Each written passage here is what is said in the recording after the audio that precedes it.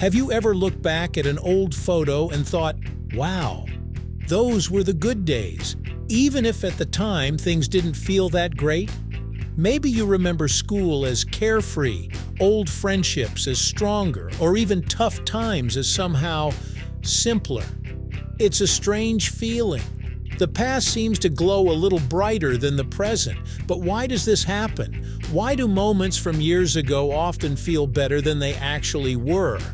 Today we're diving into the psychology behind nostalgia, memory, and perception, and why your brain might be quietly editing your life story without you even realizing it. Right here, on History of Simple Things.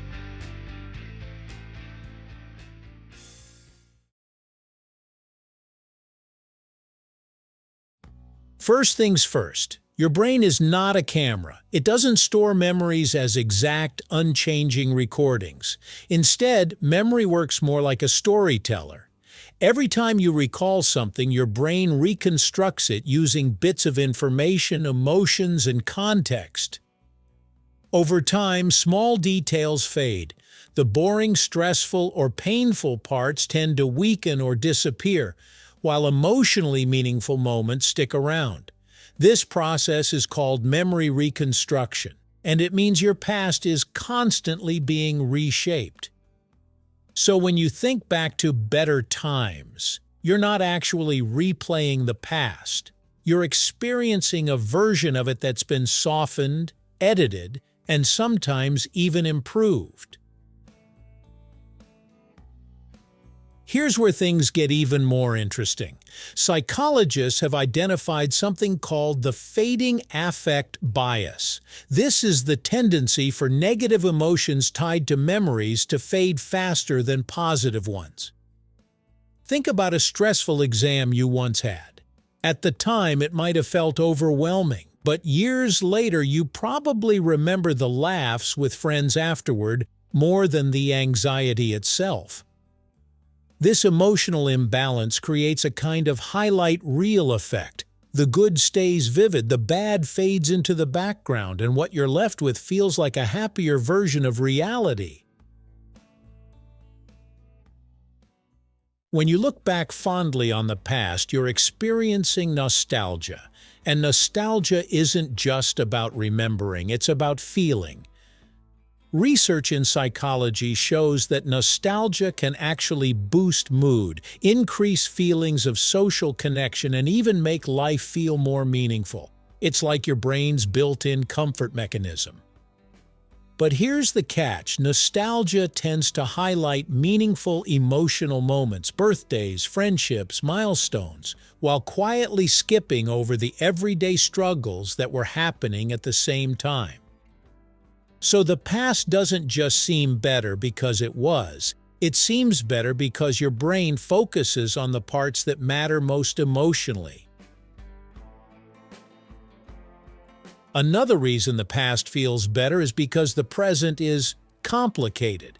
Right now, you're dealing with uncertainty, responsibilities, and decisions.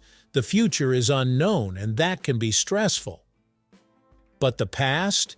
It's already resolved. You know how things turned out. Even difficult times feel safer in hindsight because there's no uncertainty left. This creates a powerful contrast. The present feels messy and unfinished, while the past feels neat and complete. Naturally, your brain gravitates toward what feels more comfortable. There's also something called the first-time effect. Many of your most vivid memories come from moments when you experience something for the first time. Your first close friendship, your first big achievement, your first heartbreak. These moments hit harder because they're new. Your brain pays more attention, encoding them more deeply. As you get older, fewer experiences feel completely new, so fewer moments stand out in the same way. That's why childhood and teenage years often feel so magical in hindsight. They were filled with firsts. It's not necessarily that life was better, but that it felt more intense and memorable. In today's world, there's another factor at play: comparison. Social media constantly exposes you to curated highlights of other people's lives. This can make your present feel less exciting or fulfilling by comparison. At the same time, when you look back at your own past, you're often doing the same thing, remembering your own highlights. It's like comparing your everyday life to a highlight reel, both yours and everyone else's. That imbalance can make the present seem dull, while the past feels extraordinary, even if the reality wasn't that different. Another reason the past can feel better has to do with the stage of life you were in at the time. When you were younger, you likely had fewer responsibilities, more free time, and a different set of expectations. That doesn't automatically mean life was better, it just meant life had a different structure.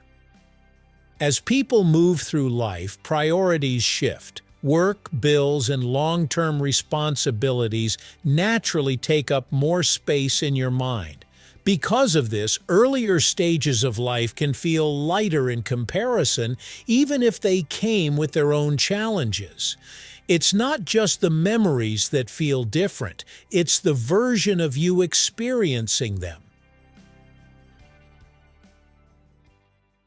Looking back isn't just about remembering. It's also about understanding who you are. Your past helps shape your identity. When you revisit it, you're not just recalling events, you're reconnecting with parts of yourself. This can make those memories feel more meaningful over time. Moments that once seemed ordinary can gain emotional weight simply because they're part of your story. In a way, the past becomes polished not just by memory, but by meaning. So were things really better back then? Not necessarily. What's really happening is a mix of memory reconstruction, emotional bias, nostalgia, and the natural human tendency to seek comfort in what's familiar and resolved. Your brain smooths out the rough edges, highlights the meaningful parts, and turns your past into something that feels warmer and simpler than it actually was. And maybe that's not such a bad thing. That warm glow of nostalgia can remind you of what matters: connection, experiences, and moments that made you feel alive. But it's also worth remembering this. One day, the present you're living right now will become the good old days you look back on. So maybe the goal isn't to chase the past, but to notice the moments today that might one day shine just as brightly. Thank you for watching. If you have suggestions for our next video, feel free to share them in the comments below. We'll be sure to give you an acknowledgement for your contribution. Thank you for joining us on this journey through the history of simple things. Don't forget to like, subscribe, and stay tuned for more stories woven through the smallest details.